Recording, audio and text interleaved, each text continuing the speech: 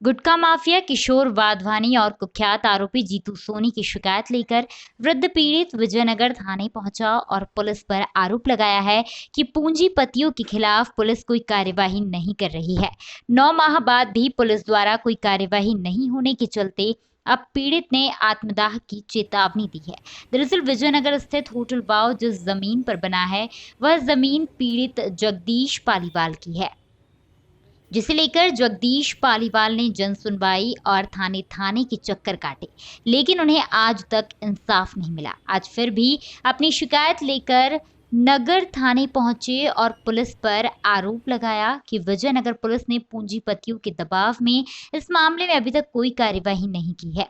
वहीं विजयनगर थाना प्रभारी तहजीब काजी का इस मामले में कहना है कि पुलिस ने होटल वाव के मामले में मुख्य आरोपी जीतू सोनी को गिरफ्तार कर लिया है। साथ ही अन्य आरोपियों के खिलाफ कार्यवाही नहीं होने पर तहजीब काजी ने कहा कि उनके खिलाफ पुलिस को पुख्ता प्रमाण नहीं मिले हैं, जांच जारी है।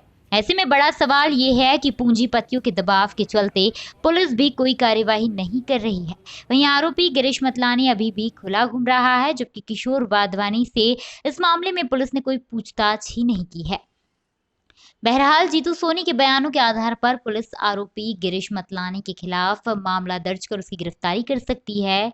वहीं भोपाल में जगदीश पालीवाल और निखिल अग्रवाल के खिलाफ झूठी शिकायत दर्ज करवाई थी, उसमें भी पुलिस कार्यवाही कर सकती है। आज लगभग करीब 9 महीने हो गए हैं मुझे एफआईआर दर्ज करवाए, लेकिन आज तक उसके ऊपर कोई कार्रवाई नहीं हुई। जबकि उन लोगों ने हमारे खिलाफ 3 झूठी रिपोर्टें भोपाल में दर्ज करवाई, उनके ऊपर कार्रवाई हो गई और यहाँ पे आज तक कोई कार्रवाई नहीं हुई। ये जो अपराधी हैं, मुख्य अपराधी, वो खुलेआम घूम रहे हैं। उन्होंने ये कहा था कि भाई वो जीतू सोनी आ जाएगा तब होगा, तो जीतू सोनी को भी आए आज महीना भर हो गया, लेकिन अभी तक मेरे ये एफआईआर के ऊपर कोई कार्रवाई नहीं हुई। मतलब उन लोगों को अरेस्ट नहीं किया गया और वो लोग खुले घूम रहे हैं। वो हमारे खिलाफ प्रकरण पे प्रकरण दर्ज करवाए जा रहे हैं, धमकियाँ दे रहे हैं, उसके बावजूद उनके ऊपर कोई कार्रवाई नहीं हो रही। गिरीश मतलानी, किशोर वाधवानी परिवार और ये सब जितने भी पूंजीपति लोग हैं, इनके दबाव में पुलिस शायद इनसे मैनेज हो गई या क्या बात है, तो कुछ भी कार्रवाई नहीं हो रही मेरे आवेदन के ऊपर। कितना टाइम हो गया आपको? 9 महीने हो गए। 9/12/2019 को मेरी एफआईआर दर्ज हुई थी और आज ये 9 तारीख को 9 महीने हो जाएंगे पूरे। कहाँ के रहवासी हैं आप? मेरे 164 में बयान में मैंने जिन लोगों के आरोपियों के नाम बढ़ाने के लिए बोला था, उनके नाम आज तक नहीं बढ़े और ये लोग शायद पुलिस को उन्होंने मैनेज कर रखा है पूंजीपतियों के दबाव में। एक गरीब किसान की सुनवाई नहीं हो रही है मेरे सिवाय सामने। सिर्फ अगर ये सुनवाई नहीं होती है तो आत्मदाह के अलावा कोई रास्ता नहीं बचेगा, क्योंकि मैं तो वैसे ही बर्बाद हो चुका हूँ, तो अब क्या जी के क्या करूँगा मैं।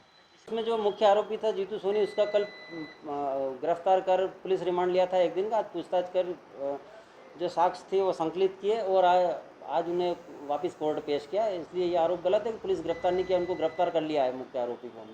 दूसरे आरोपी के संबंध में इस प्रकार है कि उन्होंने जो एफआईआर लिखाई थी उसमें और जो 164 के कथन दिए थे उसमें जो साक्ष्य थे वो पर्याप्त साक्ष्य नहीं थे। अब मुख्य आरोपी से हमारी पूछताछ हुई है और मेमोरेंडम लिया है, उसमें जो साक्ष्य आए हैं, अब इस साक्ष्य को जो एनालिसिस कर हम आगे की वैधानिक कार्रवाई करेंगे।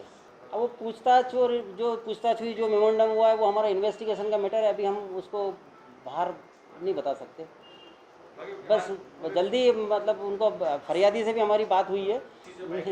ये हमारे यहाँ इस संबंध में कोई प्रकरण दर्ज नहीं। यहाँ पर धमकी के संबंध में है कि धमकी दी गई थी कि आप केस वापस ले लीजिए, नहीं तो आपके खिलाफ पेपर में छापेंगे। ये धमकी का केस था, यहाँ पर इस संबंध में कोई केस नहीं था। जगदीश पालीवाल जी को हमने यही चीज़ बताई है कि भाई उनने जो एफआईआर लिखाई है उसके तहत एक आरोपी गिरफ्तार कर लिया गया है।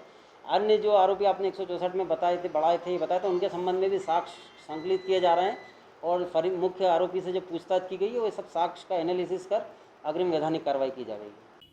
इंदौर से दाऊद कुरैशी की रिपोर्ट।